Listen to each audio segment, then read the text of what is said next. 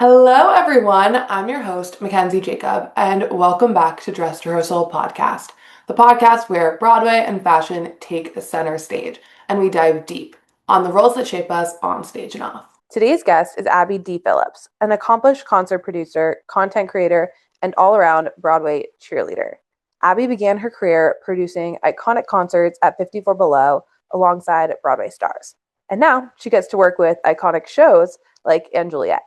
Along the way, she's built a dedicated online community by sharing her deep love for the arts and the people who make this industry so special. Her signature care, generosity, and joy shine through in every video she posts. Picture a brunette Elle Woods determined to make the Broadway world a little kinder and a lot more fun. This conversation was such a delight. We dive into Abby's perspective on capturing epic theater moments for social media, the shows whose messages have carried her through tough times, and of course, what shoes it really takes to play a convincing Elle Woods. Please enjoy this conversation with Abby DePhillips. And welcome Abby DePhillips to the pod. How are you, Abby? I'm so good. Thanks so much for having me. Of course. We are very excited to dive in. And the first question that we ask every guest is, how did you get bit by the theater bug? Oh my gosh. I was super little. My mom was a performer forever. So my earliest memory is the time she was directing a high school production Into the Woods on Long Island. And I was itty bitty little 3-year-old walking around giving people notes during tech where she was no, you can't really do that. It just was always such an early exposure. And growing up in Long Island and then New Jersey, I had this city right here. So I was so spoiled and getting to see so much and getting to stage door and meet people where I just was oh, there was never an option. It was never, maybe that's something I want to be in. From my earliest memories, I knew this was the environment and this was the world that I had to be in. No questions asked. She knew who she was from an early age. Oh, yes. Yes, Maddie did. Mm-hmm. That's even when I'm home, I'll find old writings of who I'm going to be. And I think I put for my career when I was 8, it was just diva. That's all you needed to know. That's incredible. That's incredible. Yeah. And I'm so why did we know this at an early age? Who's to say? Right. But I think something really interesting about your story is the theory that in this industry, you can't sit back and wait for opportunities to fall in your lap. You have to create them yourself. And at 12, you co-created a web show called Backstage Broadway, which you were talking to Broadway stars. Where did that fire come from? And how is shooting your shot really guided your career? Yeah, I think my parents both very much instilled the closed mouths don't get fed mentality. I have a memory of being at the stage door of Spelling Bee a million years ago, and people were coming out that I was oh my gosh, they were amazing, and my mom was I'm not gonna stand here and wait. So if you want to meet these people, you have to go in and say something. It can't just be people leaving and meeting a few people and then walking away. She was if you want that, you have to say something. And I was okay, yeah.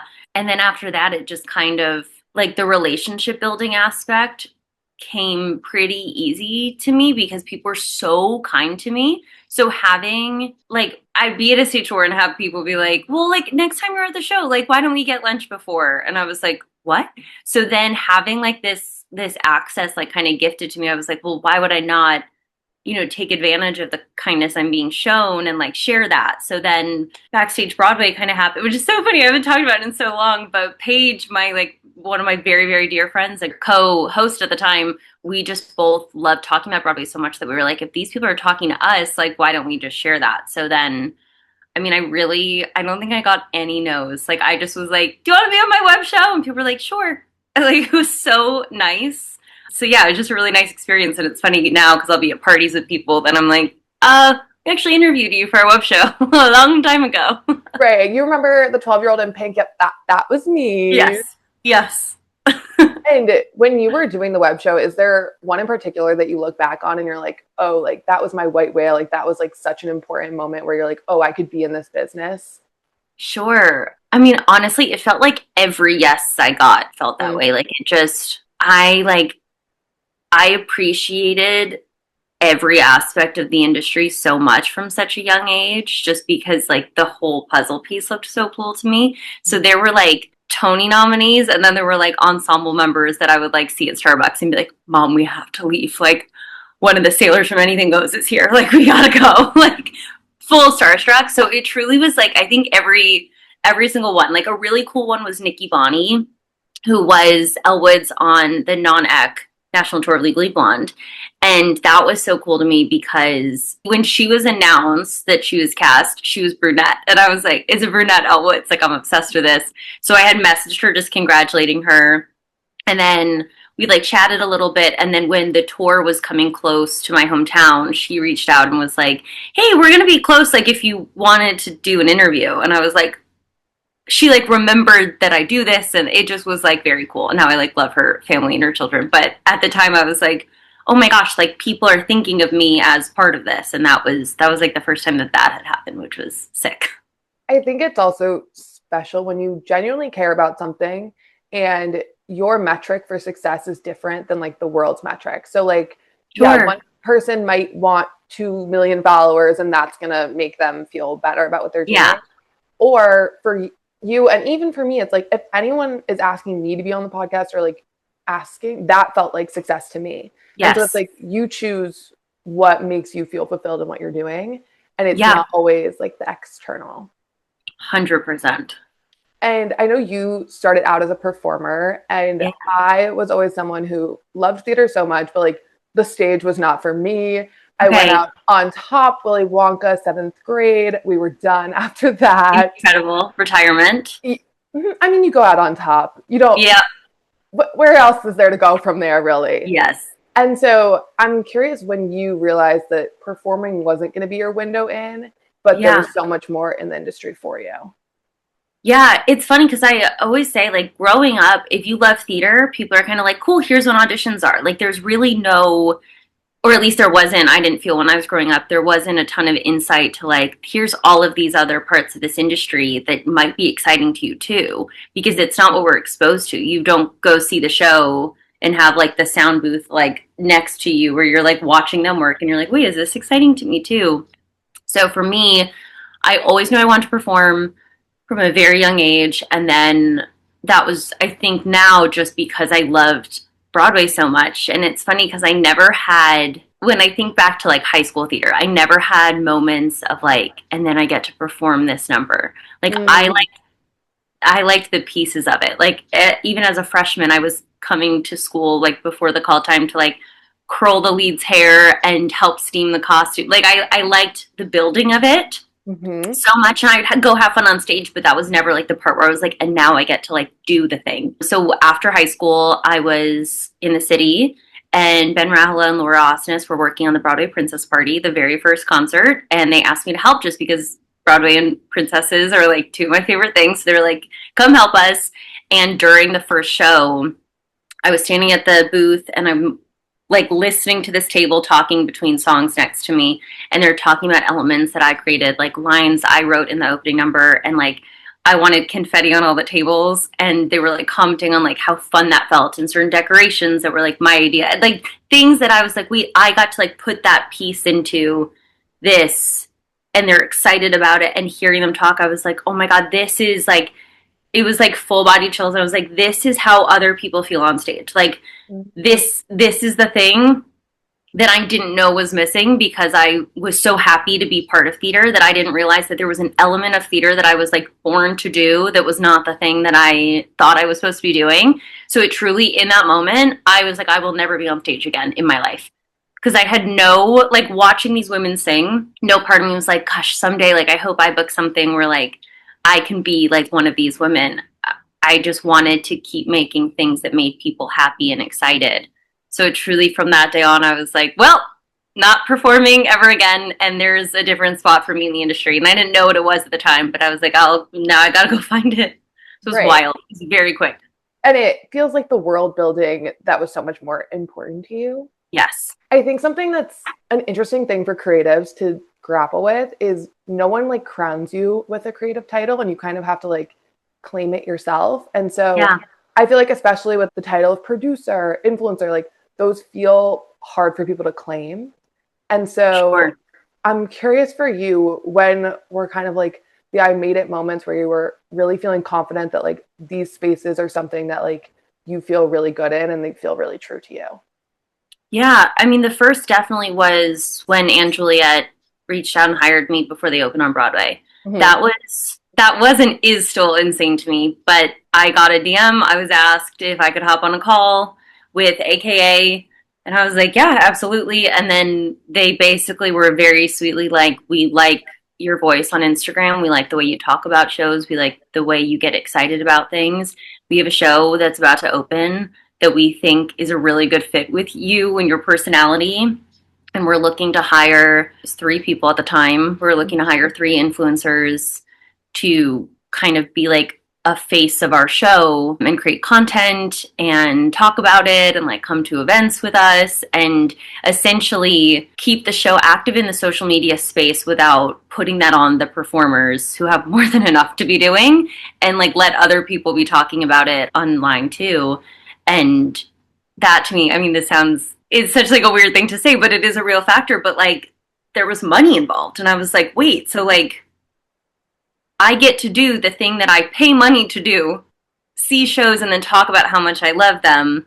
I get to do that and also have earned enough respect in the space of which I'm doing it that it's a financial investment for you guys. Like that to me was so nuts. And Hmm. then that actually ended up becoming the Arts Insider. And now there's like so many of us, and it's so amazing that my friend Grace, who's in charge of it, like Grace has fully created a space where influencers in the theater space can be financially compensated for loving the shows that they do. And all of these shows are also very big on like, if you don't like it, like just don't talk about it. Like no one's lying on the internet. And that's a big thing for me too. I'm like, well, if I don't like it, I can't say it. And everyone's like, well, yeah, no. But Anne Juliet, I genuinely love so much, and had heard from multiple friends that saw it in London and Toronto that were all like, Abby, this show is going to be your obsession. That when they called, they were like, well, obviously, like, see the show first. I was like, I actually know I'm going to like it. So I was like, I'm really not worried. People I trust have already said it. And then as soon as I saw it, I was like, how is this real? That like my rant tonight that's going to happen on my walk home on my Insta story is something that is like leading to a job. Like that was the big one for me. But isn't that also just wild to think like you couldn't have dreamed up that job? You couldn't No, have made it more true or in alignment with yes. you?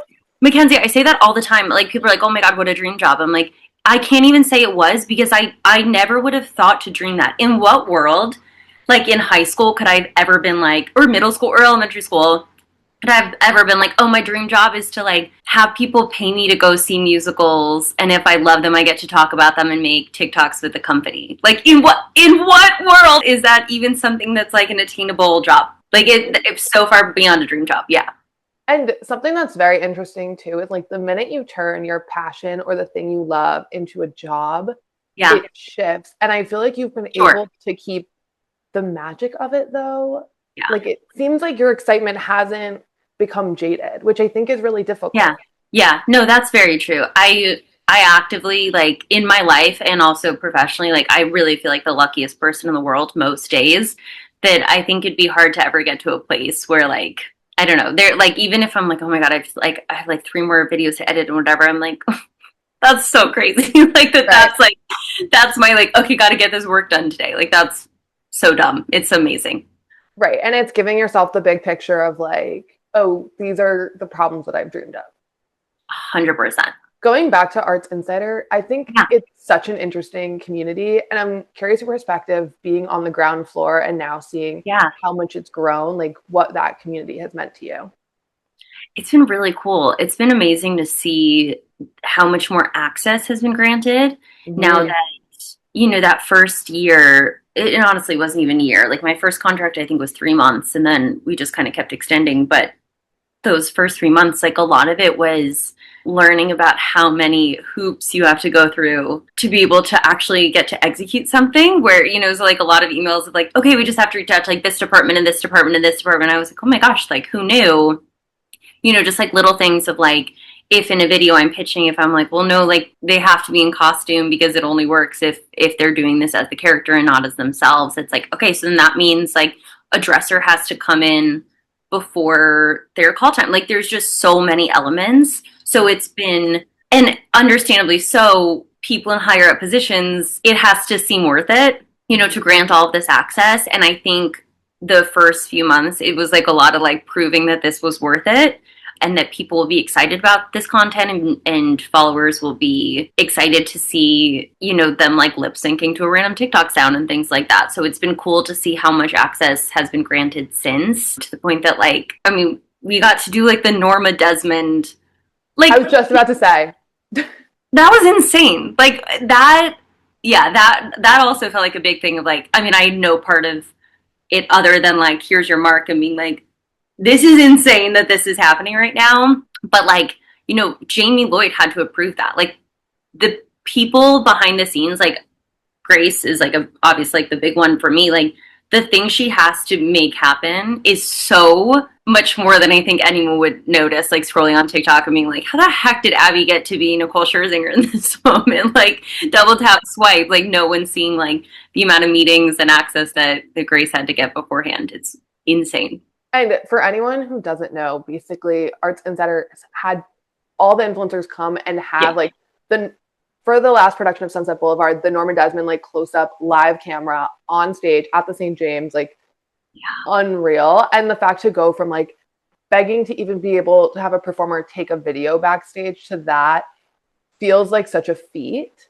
Yes. Like, oh, there is ROI on what we're doing.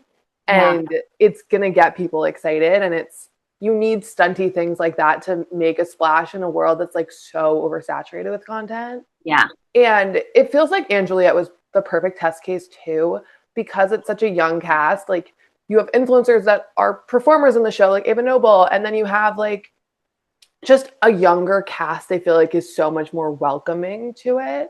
Yeah. And so it felt like, and also it's such an easy show to be viral with like the music. Like it felt like the perfect test case. 100%. I will say though, older performers a lot of the time are also like the ones that are like, I don't know how this works. Like, will you come teach me? Which is also like kind of fun. Like people do see the joy in it, even if it's not necessarily for your own generation. That's also been kind of fun. Is like just people being like, what do I do? Like, I want in, tell me. I'm like, okay. Well, that's like those videos that are like my Gen Z intern edited this, and it's just like, but and it's 100%. And it's fun to just see people be game about it and be excited about it. Yeah. And see the value of it. Yes. And so I know before you were working on Anne Juliet, you were producing lots of concerts. And one in particular that I think is very you, but also just very interesting is the concert version of Legally Blonde with Carrie St. Louis' Elle at 54 Below. And it was a benefit for the Time's Up Legal Defense Fund. And I think that it's very interesting when you're able to produce art that makes an impact. And so I'm curious what that means to you. I think growing up so involved and in love with theater, there were so many things I was exposed to at a young age. I mean, honestly, even like with Legally Blonde, like I saw Legally Blonde for the first time at 12 and having like sitting there and watching someone like look up to someone and view someone as a mentor and then see that get taken advantage of. Like there were things planted in my brain through art in such small ways. And there's things that were in such big ways. And there have been so many moments through my life where I have connected things back to shows. Even like there's even shows that like I love that like didn't really have the time to find its audience or didn't really get viewed critically in the same way that most audiences did view it. And it's been interesting that like certain scenes will like come back when I'm like dealing with things in my own life. And I mean, I had a really hard time in high school, and I remember like writing in my notebook, like when I'd be like having a hard day, like the lyrics from Keep on Standing from Rocky the Musical, which Rocky the Musical was not brought to Broadway to like change lives or like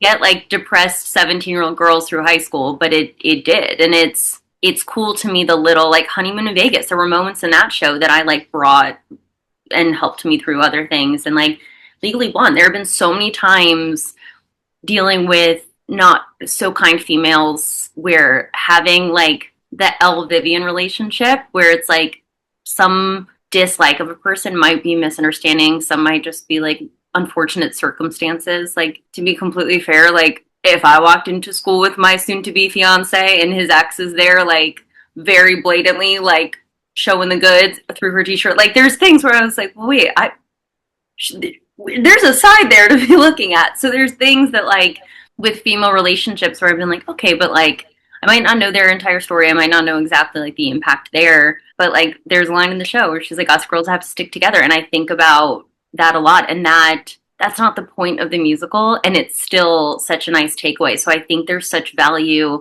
in even, like, the fun shows having things that I'm like, you actually don't know who's going to need what here.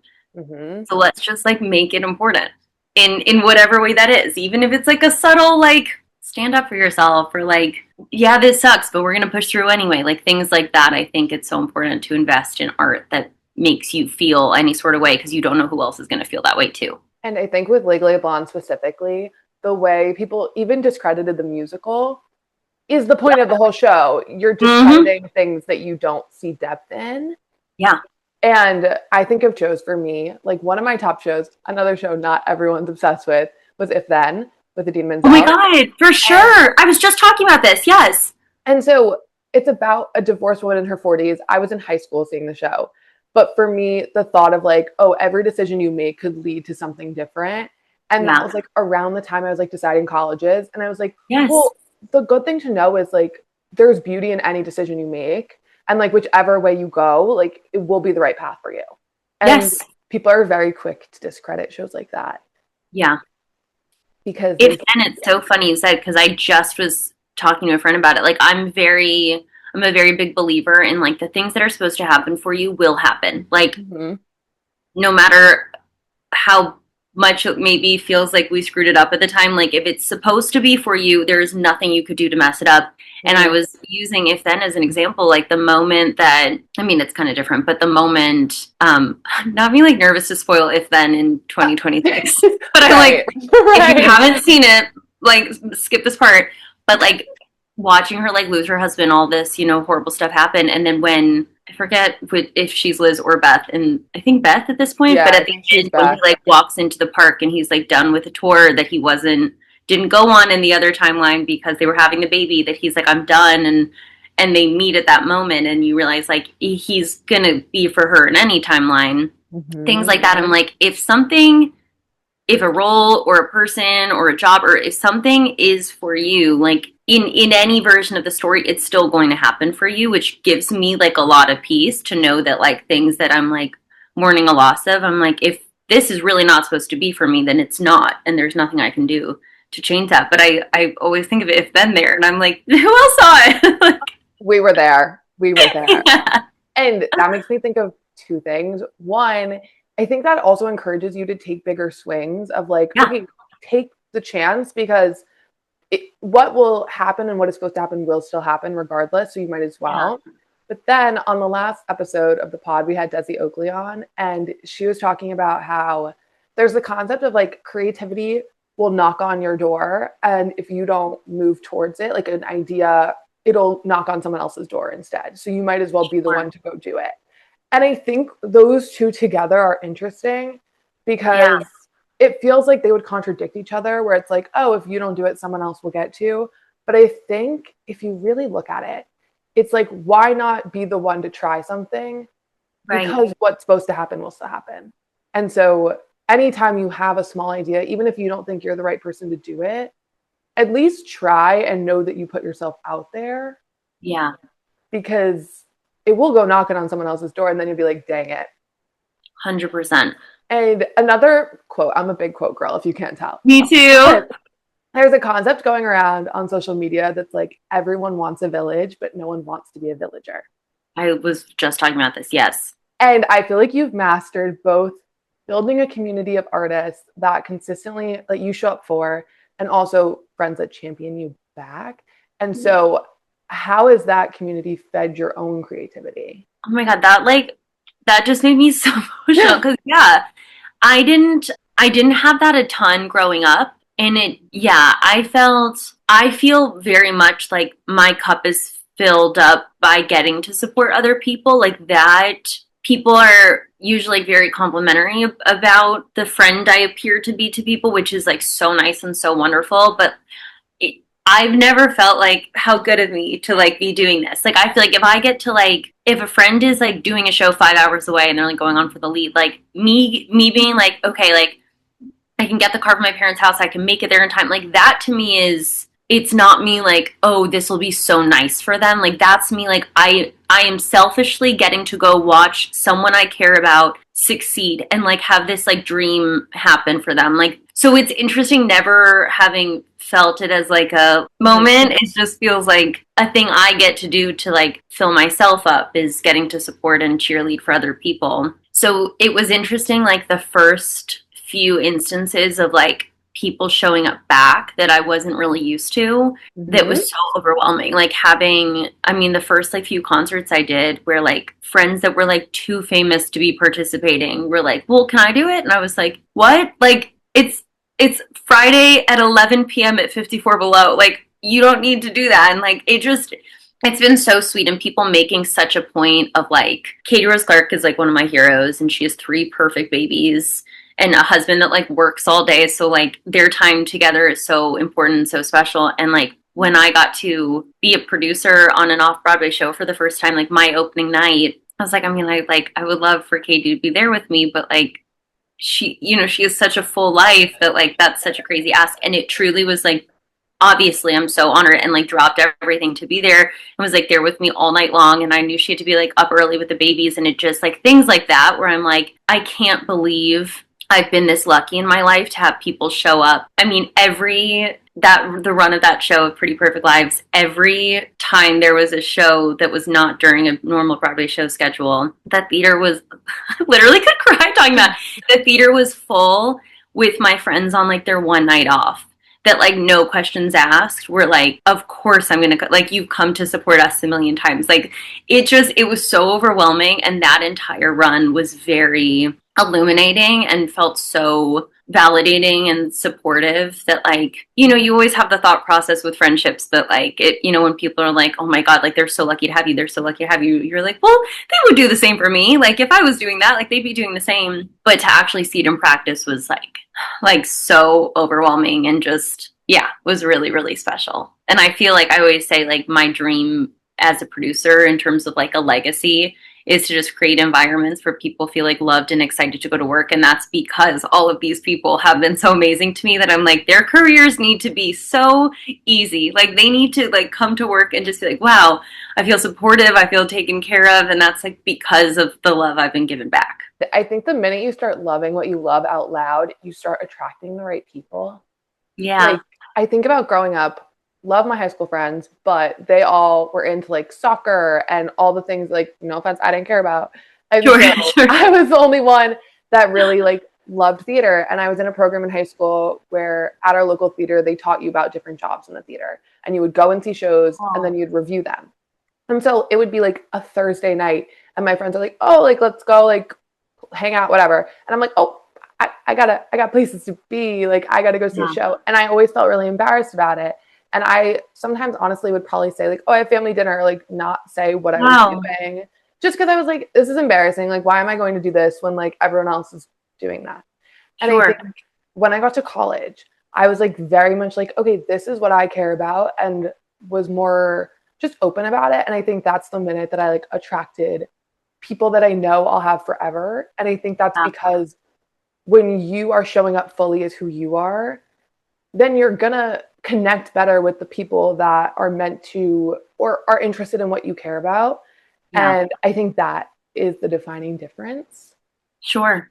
And someone also told me recently that like you can tell your purpose based on like what's lighting you up inside or just kind of what you lose track of time doing. And I'm curious now where in your life you're finding those moments. Well, there's something in the works currently. Okay. It's like there's something I'm doing right now that is so many years in the works that now the actual, like the someday is like currently happening. Mm-hmm.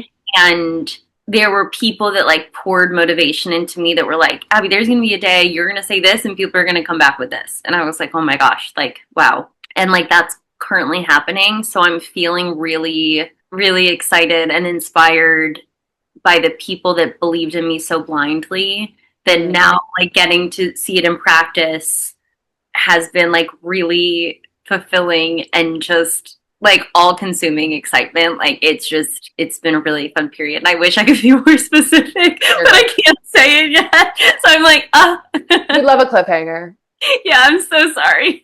Please, we'll all be excited and cheering you on until we know. Going more into like your personal style, do you feel like moving to the city has changed your style at all? Like where you're drawing inspiration from? Or do you feel like you've always been pink girl, you will always be pink girl? I've definitely always been pink girl. There's photos of me like as like a kid where I'm like, this is the exact same. Like there's no change. I have not. I don't think technically like my style has really changed much since I was like 3. Like it's still pink and bows and sparkles and the works. I think maybe like the difference in New York is just like my shoes. That there's a lot more sneakers with dresses. Like when that trend kind of started, I was like, thank God, because I'm keeping this. Like this is now because I just walk so much here that I'm like, well, I don't really want to have to like take a car just because of my shoes. So that's been like the main thing. But other than that, I mean, I feel again, it's like the little things, but like with Legally Blonde, like I think at 12 it was very much instilled in me like dress how you want to dress. If a color makes you happy, if a style makes you happy, we're not changing that for other people. Like that's kind of been pretty consistent for me that like I have a giant hot pink fur coat that when I wear that, like I do feel like if I'm getting like a weird look or anything like that, like which doesn't really happen in New York, it's usually followed by someone being like, this is fabulous. And I'm like, thank you. Like, and if someone was like, I hate your coat, it's like, okay, like I don't, you're not doesn't wearing really matter to me. Yeah. So, I mean, and honestly, no one's ever said that. Like, it's not New York, you can kind of do whatever you want. So I think I haven't had to change anything. You know what I mean? Speaking of Legally Blonde, let's talk about the Elle Woods vintage Valentinos. The cultural significance, please.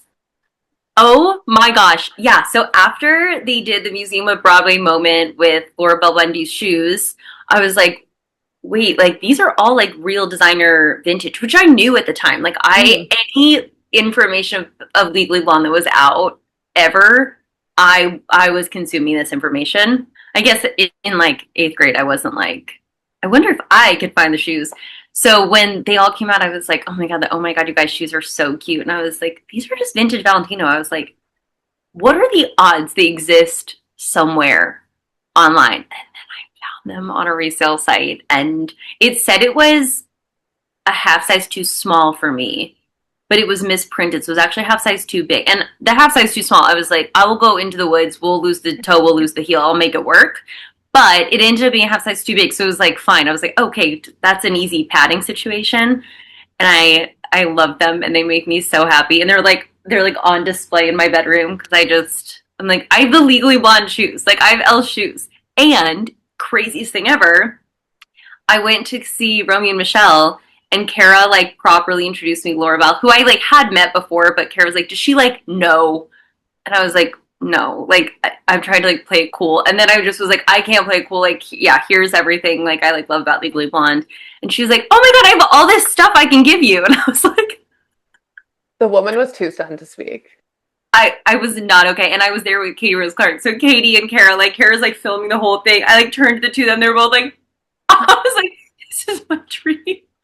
You're like, if I had a genie and I had 3 wishes, all 3 wishes would be this. 100%. 100%. You're going to give me 3 of the most iconic Glindas of all time, like surrounding me while Elle Woods is offering me her like used clothes from the rehearsal process. Are you kidding? I was like, this is it, actually. I mean, you couldn't put that on a vision board. No. And that's how I feel about so many things in my life now that I'm kind of like even like New Year's Eve, I was like, okay, like what I want for this next year. And I was like, honestly, like the universe has been taking pretty good care of me. Like I know like the little things I want, but for the most part, I'm kind of like, let's just see. Something else you have a knack for is putting together looks inspired by different shows. Oh, and thanks. So what is that process like? And like maybe one that you want to talk about the inspiration behind? Because I think the Into the Woods one was so good. Oh my gosh, thank you so much. I felt like the Into the Woods costumes were so beautifully simple that I was like, this feels like like an easy one to like kind of play with. Into the Woods is also one of my favorite shows ever. So I was like, this one kind of gets multiple looks just because it like needed to. I mean, I haven't posted it yet, but I just did Two Strangers, which by the way is so good. Have you seen it yet? So picture this. I'm sitting next to an 8-year-old boy. I'm like, sir, like, I'm wondering whose parents brought this 8-year-old boy to this rom-com musical. Yeah. He was locked in. I don't cry. Yeah. I do cry at shows. I teared up because I was watching him laugh so hard at the show. Stop. And he, 8 years old, falling in love with theater. And I knew I was going to like him because when he sat down, he said to his mom, he goes, so why aren't we in the front row? And I was like, so you're king. And so the mom was like, actually, no, it's like better to like sit a little further back, whatever. And he's like, fine. But to watch him see the magic, and he fell in love, and he was laughing at all the right parts. He got it. Yes, he got it. And I was underestimating him. Sure. And his little sister was getting a little antsy. The queen was not ready to be sitting for that long. But the whole time he was just like. That's how I was like as a kid. Like I think some kids you're just no, they're like this is for them. Yeah. I just think I'm like such a fan. I think it's so adorable and I can't wait to like see it again. And my sister, who is not a theater girl, gets very confused. For context, the other day, she was like, she's seen Wicked Part 1 and she's seen the musical. Okay. She's not seen Wicked for Good yet. And she was like, oh my gosh, like I keep seeing the like flip it around, Wicked Witch. And I was like, yeah. She's like, but like, I hate that I like saw it before I saw Part 2. And I was like, what do you mean? And she was like, because like now I know. And I was like, you know what, Maggie? And she was like, that she's the Wicked Witch. And I was like, Elphaba. Maggie was like, okay, yeah, right? And I was like, what do you mean? And she was like, I thought it was like, it's actually her. I was like, no. And she was like, okay, but I guess it kind of spoils that she's like bad. I was like, is she nice in the first one? And Maggie was like, no. I was like, okay. Like she's just not, her theater comprehension is just not completely there. She does not like a show tune except for like she's like a few random favorites that were like, how the heck are you singing along to You Love, He Love from Bonnie and Clyde, but can't do Seasons of Love? Like, what is, it's just not for her. That being said, New York, this girl sings every word. Mm-hmm. She's in love. But all this to say, I did Broadway lookbook for Two Strangers, and that one I was like, well, like, their costumes, it was like, there is like that pink two-piece moment that I was like, I would do that just to have the dress. Right. But with that one, I went like super touristy, so it's like, I have like a Statue of Liberty crown and like the little like torch, and I have like a pretzel and like a New York sweater. And it's fun when I'm planning those to think like, am I going like existing in this world? Am I leaning into like a song? Am I leaning into just like, I mean, there's shows that like a character will come out in a costume and I'm like, I just want to wear that. Right. Like, I mean, Queen of Versailles, like that one, I was like, she came out on stage in like the pink little like sparkly mini dress and then had like the like feathery, furry like coat moment, and then was like eating McDonald's, which is like my favorite food in the world, that I looked at my mom, and my mom's two friends were sitting in front of us, and they were like, I was like, yeah, that's me. So I was like, I do this. Art is a mirror. Yeah, I was like, hello. Right. And the fun part too is like just exercising your creativity and like finding things in each show that are going to translate well. Yeah. And I will say, in your sister's defense, I do love a campy Madame Horrible, because then when you find out that she's people, it is more of like a who? Sure. So we will get behind that. But I'm excited for this Two Strangers look. This is I know. I actually maybe I'll post that soon. I also just did Ragtime, but Ragtime, that's hard. Yeah. You know what was hard? Ragtime is also like Lincoln Center doesn't have a lot of signage. Right. So you kind of have like, I just did this with Floyd Collins too. Like there's not a ton to work with. So like when I did Floyd Collins, I was like, well, I have to do it because it's, well, also like, so full disclosure. So my contract with Arts Insider, posting about other shows needs to be a compensated situation, unless like in my contract, Broadway Lookbook is okay because it was like pre-existing. Mm-hmm. So you can post like anything, your stories, but like in my feed, it's mostly going to be Arts Insider shows with like very few exceptions. And I knew I wanted to talk about Floyd Collins because Jeremy's one of my favorite people on the planet. So I was like, well, I can't like not like blast his show as much as humanly possible. So when I told him, I was like, yeah, I'm gonna have to do, or no, I was talking about dressing for something else, and Jeremy was like a little like in his own world, and he was like, denim, and I was like, what? He was like, just like so much denim. And his wife was like, no, sweetie, you wear like whatever you want. I was like, no, but like I am gonna lean into the denim. So with my Floyd Collins look, it's just like a denim jumpsuit because I was like, denim. That one too, it's like not a ton of looks to work with, but just having like the one poster outside of the theater, I was like, okay, you're gonna see like I'm gonna look this way and then I'm gonna look this way. Like there's not a ton. So with Ragtime, I love the show, so I wanted to do that one as well. And that one actually is Arts Insider, but I was like, oh, it's that Lincoln Center signage again. So it's like it's not the most exciting look in the world. I should have gone Evelyn. I did think about that after the fact. I was like, I should dress like Anna Grace and done like a cutesy Evelyn Nesbit moment. But I went Mother, and it's me in a white dress. Well, things that would not have been on my bingo card, Jeremy Jordan being your stylist. So, what? I'm loving the vision of him just like locking in, like wheels churning. Yes. It's yeah. Like, it was like he was ready. I'm picturing him. Do you remember Winilo, the website where you could like pin different clothes and then you'd like put them yes together? Yes. So I'm picturing Jeremy Jordan just like depot bopping, like, oh, this denim jacket here, like perfect style icon Jeremy Jordan.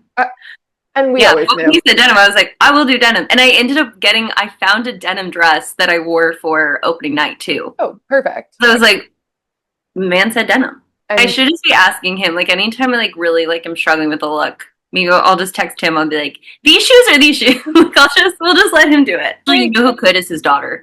That girl is a style icon. It feels like that TikTok trend where it was like a sister would text her brother like, oh, I'm eating oatmeal. Oh, I'm walking down the street. And just like to confuse them, but it's you asking Jeremy Jordan fashion advice. You're like, Abby, stop, please. He's like, I don't want this. So lose this number and please text my daughter's iPad. No, that's so real. Yeah, that feels right. It is funny. Occasionally on like my close friends, I'll be like, this dress or this dress. Like I remember doing it for like Gatsby opening, and it was funny. Like a lot of like my guy friends were like the ones that were like, love this, but you really could wear that for that. So I feel like this works better for paper mill opening, but maybe you do green, but you do something different green for Broadway opening. And I'd be like, you weren't the one I was expecting feedback from, but I like it and I am taking it into consideration. And I like the details too. Yeah. I was like, this was like thought through, which honestly to me, I'm like, that's so nice that like you care enough. But I was like, okay, yeah, like heard and received. Mm-hmm. Take notes taken. Yeah. I was like, okay, I got it. Something I feel like you would also have fun with is there a show that you feel like most reflects your style? It doesn't have to be on Broadway right now, but you're like, oh, that's a closet I could shop in. Okay, for sure. Oh my gosh, that's kind of fun. Elements in Mean Girls. Not necessarily in full outfits, but definitely in pieces. Oh, especially the West End production. Oh. It was like a lot of Generation Love and self-portrait. Like there were like a lot of dresses that came out that my mom was like, I almost bought that. Where it was like, There were like a lot there that I was like, give me these. Because I'm trying to think, like, I know, like, shows where, like, I, like, love the full costume plot so much, like a show like Glinda's Wardrobe, but actually, I probably would utilize more of those looks than you think, but sure. A lot of ball gowns, which are super practical, so I'm trying to think, oh my gosh, there was a dress in Sondheim by Sondheim, and Erin Mackey had this, like, I'm still thinking about this, had this, like, cutesy, like, strapless, like, flowy, like almost midi skirt dress that I like have still thought about constantly. Honeymoon in Vegas had some looks I really liked. But I'm trying to think like one show. We had Cody Strand on from Book of Mormon, and you would not expect this. His choice, Death Becomes Her, bodysuits. I go, oh, right, practicality is king. Go off, honestly. He had a vision. This is such a good question. I'm like really trying to think now. Because yeah, there's shows that like love the costumes in, but I'm like, I think we'd expect Legally Blonde. Sure. And I do love a lot of the costumes. I mean, you do own the shoes. There's that. It is so funny. I used to judge high school productions at like the state before like the Jimmys. And at the Legally Blondes, it was always like without fail, like I was like Elle would never wear that. And people would be like, Abby, drop it. I'm like, no, she just wouldn't. Like, that's not, like, it would just be things where I'd be like, just because it's pink or like sparkly doesn't mean it. This girl's not an idiot. Like, I don't know. There were just, yeah, there were occasionally, like, I've seen productions where I'm like, it's like this is a real person we have to remember. You know, there's a lot there, especially with shoes. There's so many shoes I was like, Elle wouldn't wear them. Yeah. And it's an essence. It's It not is. just, yeah. It is. I also just take it too personally because I'm like, who am I to say that? But I'm like, It feels like you have the credentials at this point. thank you so much. Like, if there was a resume to justify the means, I think you've got it. Thank you so much. It is fun. I will say, casting directors have any casting director that has done, well, the casting team for Wicked, but any production like Legally Blonde in like the last 5 years, maybe, you've seen my clothes in the self tapes and the callbacks. Obsessed. Like, I literally, my closet is just any of my girlfriends that have gone in for Glenda or Elle Woods. They're in my clothes. That feels like it should be on your resume. Yeah, I think so, right? I think that's a special skill. I'm like, sources, just trust me. Right. Like, just trust me. Actually, no, I really could pull sources, though. I think so. I actually could, I think. It's like the GBT Girl Boss Town stamp of approval. Yes. That's what we're putting into play. It's exactly that. I need to be able to stamp the Elle Woods costume plots at random high schools in rural New Jersey. That's what they need. That's what they want. Someone's got to do it. Someone's got to do it. It might as well be me because I would for free. Right. And this actually feeds in very perfectly to our final question. Okay. Something that we ask every guest is, what do you hope your signature stamp is? The impression you leave people with when you enter a room. I just want people to feel better. I'm a big believer in, like, we really don't know what's happening in people's lives, and to know that going into any room, that if someone's like a little bit colder, or if there's like a bit of an attitude, like, I really try to give everybody, and try, like, I'm not a robot, but like, if I feel capable of doing it, it's really important to me to try to make sure that I mean, it sounds cheesy to be like, I'm like leaving the room better than I came into it, but I try to pour into people like as much as I possibly can. And I try really hard not just compliment people behind their backs. Like, you know, when you like get in a car with a girlfriend, like leaving like a party or something, you're like, oh my God, like, she is just so nice. And then it's like, that's it. I really try in my life to make a point of like reaching out to the person and be like, hey, I just want you to know, like, we like left that party talking about like how nice you are. Or, hey, I was thinking about that conversation with you, and I just thank you for always really like hearing me when I speak and things like that. Like, I try to make sure people know how I feel about them, because I just think time isn't promised. So if I was gone tomorrow, am I like leaving the room at the party or the world, like making sure everyone knows how I felt about them, or how grateful I am for their support or their time or their generosity or their love or their care or their humor or their like gift of making a situation not feel as heavy in my life. I want everyone to leave me feeling good. And I think that's why that's my dream professionally, is I want, you know, even if I someday produce something that like closes in 2 weeks, like, I want people to be like, she did her best and she tried and she took care of us. I think it's not that hard to make people's day. So if that feels too big, like making someone's like minute and just like being kind, when even if they're not being super kind to you, and there is a limit. And I felt this very much in Legally Blonde, like, where I was like, I like that, like, she tries, and then as soon as it's like clear, like, no, I'm actively choosing to be unkind to you, like, she's not going to be a doormat, which I appreciate. But yeah, that's what I want people to think of me, at least, is like, she tried her best to be kind and make rooms warmer. Like, that's the goal.